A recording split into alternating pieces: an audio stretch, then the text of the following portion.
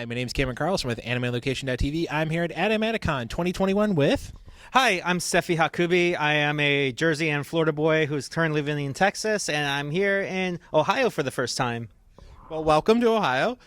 So we're going to jump into it. So how did you start in the world of music? Okay, so I guess back then my dad would always play like classic rock and roll and stuff, and I was big into rock and roll like in the 90s. But we moved, as I mentioned, I lived in Jersey, but then I moved to South Florida, and I was still trying to find my place because I didn't really start mingling with like I guess the popular kids, and you know they were into just like this pop music, but I never felt that was like my thing. So I got into like metal at the time as well, and then in South Florida in 2001 there was a radio station called Party 93.1. It wasn't anything I've ever heard like it, and they played a lot of dance music, like house, trance. I think one of the first songs I heard was the blah blah blah version of "I'll Fly With You" by Gigi D'Agostino, and I thought it was one of the most beautiful songs I've heard. And then from there, DJ Encore, like "I'll See Right Through You," and then "Rapture" by Io, and then Paul Van Dyke, all the old classics, yeah, and I just got into it. It was my first thing into trance, and from there, I just like that's what I wanted to, and I wanted to become a DJ. And then 2006, when I moved to Hawaii, I moved to Hawaii in '05, but in '06 I attended my first anime convention, KawaiiCon. And I didn't know that conventions had raves, and when I saw they had raves, I was like, I know that's what I want to do for the rest of my life. The Hawaii part is a little bit of I'm a geologist. Okay. So I was a little jealous. I'm like, man, you gotta go Hawaii, all those volcanoes, man. It's actually very possible to get, like, if you plan it right, you can get there very easy. Although, to be honest, I was not much of a beaches and volcanoes or nature kind of guy, although I love nature. I'm a big city guy, so I spent my time a lot in Honolulu just walking through, like, Chinatown and Waikiki and just partying, you know, even at a very young age. Like, it was hard to get into clubs because they were all 21 up and I was still 18, 19. But once I got to 21, like, that's what I wanted to do most, just party. And I've always been a beach kind of. I've always lived near a beach up until I moved to San Antonio. So, the middle of the state kind of put the damper on that. So it says in your bio that you happen to start your own media company called Haka. You can do it. You can do it. Hakubi Verse. How did that come about, and how hard was it getting it off the ground? Okay, so Hakubiverse was actually, you know what? So most of the projects that I've done is sort of a act of defiance for the music industry. So when I moved to San Antonio, early San Antonio, and I was trying to get into the scene in some way, whether it's anime conventions or even the local clubs, they just saw me as like some kid playing, and I'm gonna try. I won't say it that way. I play certain kinds of music, like, you know, like I'm gonna play tonight that not many people understand, It was kind of hurtful that I realized that there was a lot of political stuff going on behind the scenes. So in order for me, and now this is where my Jersey side comes in. For me, I guess in order to get things like. There's something I've learned not to take no for an answer in most cases, and you could read. There's actually a book by Chris Jericho called "Don't Take No for an Answer," and so instead, what I did is I formed my own companies. Before Hakubiverse, it was a couple of event companies, House of Hakubi and Hard Dance Texas, and you know, me and some friends, we did our own shows, did our own events, and the difference between our companies and everybody else is that we actually paid our staff, we paid our DJs, and more people wanted to jump ship. So as more have come in, as long as we treat our people right, people were coming to our shows more. And now Hakubiverse is more for like music production, music distribution. I was trying to get signed with a label because I've been producing, and nowadays it's actually easy to form your own labels now. So through some service providers that I've worked with, I now have authority to put music out on Beatport, Apple Music, Spotify.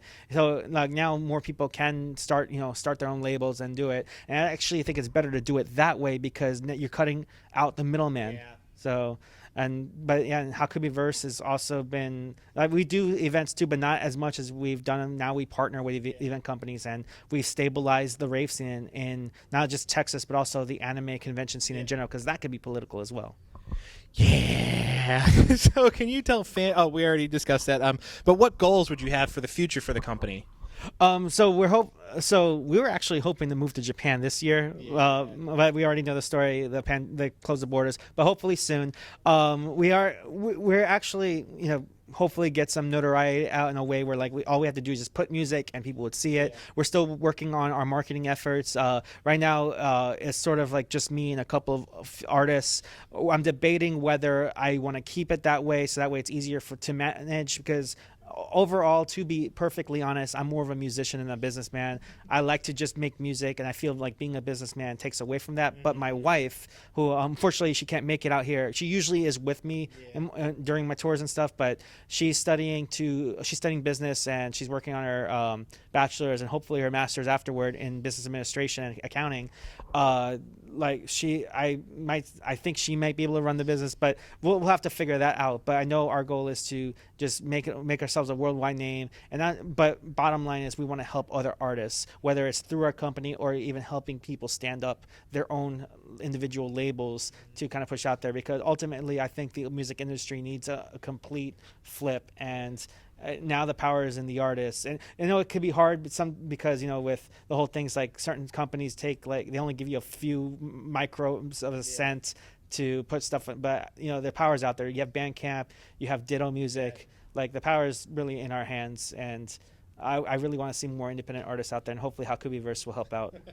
Alrighty. So you've been working, like we said, for a pretty long period of time in the music industry, and now how has it been to see EDM trance the worldwide become more mainstream, since you and I talked about the early days in the early 2000s where it's kind of underground, but now it's like really mainstream. So what's it like for you and I to see that change in the EDM trance universe?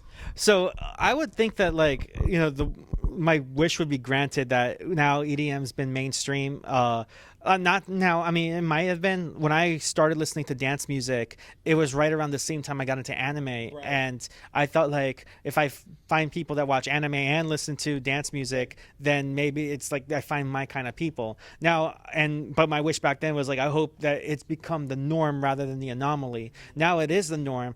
However, I don't want to sound like a gatekeeper or anything, but I guess there's just so much out there. And it's a twofold thing. It's like a twofold cutting edge sword or whatever. Now there's more people into it, but are they not? Now, I'll disclaim, it doesn't matter.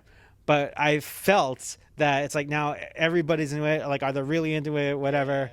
But at the same time, it's like, some of these people that I've met, I mean, either way, even if they got into it because now it's available to them, it's like, hey, as long as they're enjoying it, they're happy, and they're in it for the right reasons. Like, I mean right reasons. Like, we got to think plur, peace, love, unity, respect. As long as they're about that, then that's fine. I'm happy that it's now become part of our main culture. Like I said, I'm a total Armin van Buuren fan, so I always love when he puts something out. Now, as we discussed, what style or group has had a major impact on you, or style of music has had a major impact on you? I guess lately, so I grew up on trance, and mostly trance, like before 2011. A guy named Totally Patrick, I have heard him on Panama City Radio, and I used to follow like his mixes and stuff whenever he played on the radio. But I think right after 2011, and even going back as Hawaii, but I didn't really get into it while I was in Hawaii. But after 2011, I started listening to more hard dance music, like Hands Up, Happy Hardcore, Hardstyle. And that music I find is more compatible with anime cons than most other genres as well. Like and most anime fans that I have talked to, they love Happy Hardcore, where it's Darren Styles, Searle, Gammer, and right now that's pretty much what I've been mixing the most. I go back and forth, although also I do mix a lot of Japanese and Korean big room. Okay. So whenever I do big room sets, which I'll play a little bit of it tonight, I don't just find like the latest, like, I don't know, Rehab or I'm trying to think, David Guetta or anything like I actually go out and find like remixes of like Kodakumi, Boa, Nami Amuro. Like, I actually find, or even a couple of remixers that I like are Fairy and Area for Korean. And then as far as like influences right now, two of them, one of them, my best friend, DJ Sean Jackson, he lives in San Antonio, absolute mentor. I consider him my father in some cases. And but he's always like, this guy's been a legend for over 20 years, and he's been I consider him a family friend of mine and my wife's, the other one right now, DJ Brisk from Australia, who I call him the Stevie Van Zandt of dance music, because the guy is like an encyclopedia of just dance, and I learn from him whenever I watch him on Twitch. Nice. So not only are you a music fan, but you're also an anime fan, and you blend it into your music. What anime series would you say has had the most impact on your music? I think recently, so there's an anime called D4DJ. It's this, and which is heavily, I want to say it's heavily sponsored by Pioneer, because there's so much product placement in there. And it's kind of sad that Pioneer is no longer an anime company. It would have been perfect, because if I got sponsored by them, it's like not only would I play music, I could also be a voice actor for them. But D4DJ like is these group of girls that are like, they're in the music scene in some way. One of them's a producer, another one wants to be a DJ, one of them's a composer, and one of them's a visual artist, and they somehow work together to build a crew to DJ in this school, which I think the whole point of this school is it's like an EDM festival. That's the whole point of that school. So that kind of gave me more motivation to just start making more music. I have a hard time producing lately because I'm busy running other things. That's why I said I'm not really much of I could run a company, but I'd rather be making music, because running sometimes business takes away from that. Luckily, I have a crew that helps me out, and then we all work together. But D4DJ is definitely one of them. Another one I've been watching lately is Carolyn Tuesday. Yeah, I watched it way too late, but my wife really loved it, and also it's a coming of age thing. It's like, it's all right, we've got this and we want to be this, and let's go ahead and get that. I love that thing. And also, I have to mention one of my favorite animes of all time. It's a tie between Fairy Tail, because I love the best thing about Fairy Tail is the characters. Like, never mind the plot. Each character, I love character development, and I literally married my wife. My wife cosplayed as Urza, and I literally this was before I knew what Fairy Tail was. And then of course Neon Genesis Evangelion is a masterpiece, and I can't wait for the 4th film when it comes out on Amazon in 2 weeks. I think so. 2-3. Yeah, August 13th, my wife's birthday. So. Oh, all right. Nice. Now your career is filled, like you said, with some big moments. What was it like when you got to open up for some of the EDM world heavy hitters like Ferry Corsten and BT? You know what?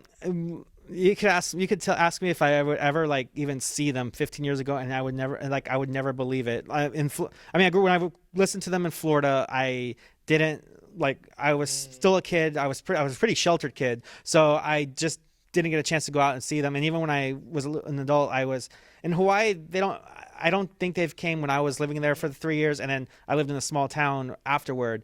But when I moved to San Antonio and got into the scene, I've been seeing them coming more often. And then when I actually made my name as a DJ over there, I've been getting those opportunities. But I keep asking myself, there is no way that I ever thought I would meet them in person, let alone open for them. Yeah. And BT was someone I follow as a composer. Ferry Corsten, I remember him during the Goriello days with Tiesto, and I think my biggest opener, my biggest opening set that I've done for anybody was when I brought Fracas and Darwin to San Antonio. So check this out. So we did an event called Nation of the Night Kids 2019. It was a Hard Dance Texas and Hakubi verse event. It was also for a birthday party for me. Aww. So these guys were going to play MetroCon. But one of my friends, Rob M. West, who Rob, we know Rob. Oh yeah, hi Rob and Zoe. Yeah, they're, by the way, awesome people. I brought them to San Antonio in February last year. That's that event. I know that event. Yeah, San Antonio 3. They're wonderful people. I consider them also family. They just did MetroCon, very successful show. I was at MechaCon at the same time, so which also that was also another crazy show that we done. He let me know that Fracas and Darwin were in the U.S. already, and they wanted another show before them. So we, just like with most other promoters, that when they see somebody in the country that already has their visa, it's like, hey, you want to play our show? So we brought them to San Antonio Friday night, and 2019, July 12th, I think it was the date. And it was an amazing set. I had an absolute blast. I felt beside myself. And it wasn't just that, something I've been very proud of, because I've always been the kind of guy, I was in a trailblazer. I've always been the guy that goes against the grain. And San Antonio, as I mentioned, as rough as that city was in the past, it was the first time in its history that it ever had international hardcore headliner, and I'm so proud that I was the reason for that. So, well, everybody, all the pieces fit, but I was like, let's do it, and we did it, and I was so happy opening for them. But yeah, and ever since then, I'm like, all right, I want to see what the next thing is, what the next big thing is. So hopefully we'll be able to bring more artists. Like I know I want to bring Brisk out there. I want to bring Searle and Jimmy Cricket. A lot of folks coming through, because I think hardcore could, like, as much as like I'm afraid to turn a niche thing into a mainstream thing, I think hardcore needs to be respected, just like most other genres out there. And I have a feeling that hardcore is on its way for sure. Nice. So again, kind of wrapping things up. What are your plans for the future? And where can we potentially get all your lovely music at? Okay, so first things first, I'll answer the second one first. So first thing first is I have a website, sephihakubi.com, sephihakubi.com. That's my personal site. That's where I list all my music. I just had a song put up on SoundCloud, a remix called It's the Laylo Lai hardcore remix. It was a project that I've done while I was at Berkeley, blessed by Eric Hawkins, aka The Hawk. And I don't think anyone's done a hardcore remix of that, because that's the final project. Yeah.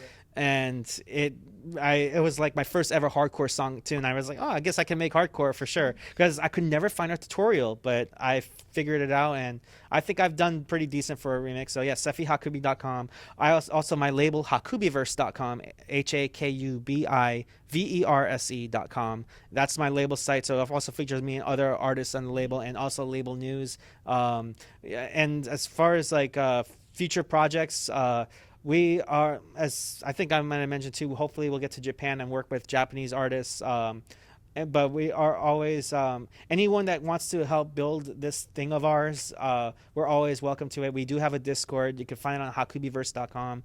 Join the Discord, hit me up. Don't be afraid to spam me right now, because like sometimes, I do get busy, but it's not that I'm ignoring you. It's just that I'm in my own thing. But if you guys like, hey, I'm like, I'll eventually see it, and it's like, oh, hey, what's up? So I'm very open, and hopefully more anime cons. I think Anime Oklahoma is going to be my next one. Yeah. Definitely a big anime show over there. It's actually be a decade since I've been to Oklahoma last, and I'll be playing with he used to be called DJ Wildfire. I think it's Yugen now. The guy I played with in Louisiana. And it'll be a great return set for me going over there. And I'm very excited. And if anybody wants, feel free to hit me up directly, or hit up midatlantichardcore@gmail.com, midatlantichardcorellc@gmail.com. If you guys want to book me for any more cons, because anime conventions are like my number one thing to play. And like I always say this, I could play EDC or Ultra, and that's fine. But my magnum opus, like if I could headline the WrestleMania convention, the Anime Expo, I could retire the next. I probably won't, but I could retire the next day. And just be happy with my life. But yeah, Anime Expo, book me, y'all. So, Acon too. Quick one. What do you want to say to your fans? Oh, as I mentioned earlier, like just don't. Well, I mean, there's certain things that you shouldn't do, but if you want to achieve something, and they say no, don't take no for an answer. There's always a way. There's sneaky moves win the game. Like read Jericho's book, and because I've been told that I couldn't do a lot of things, and here I am sitting down and having a great weekend with some really good friends of mine, and also like if things don't go your way, like if you don't achieve a victory, that's okay. It's like, oh, well, I didn't get the. It's not that I lost. It's like I need something. I need to do something else that moment, and then next time I'll get it for sure. So I haven't mentioned this. I'm an English teacher now, so I teach my daughter. So, and I told her, like, don't worry about failing right now. Do your assignments, figure out what you've got wrong, so then when we take the real test, you'll knock it out. So don't be afraid to fail, and definitely like get your brass ring, get your trophy no matter what. So now don't hurt anybody, but but definitely like don't take no for an answer. You got this. Never don't die crashing, live smashing, never stop dancing, and get lewd. Bless. Thank you so much.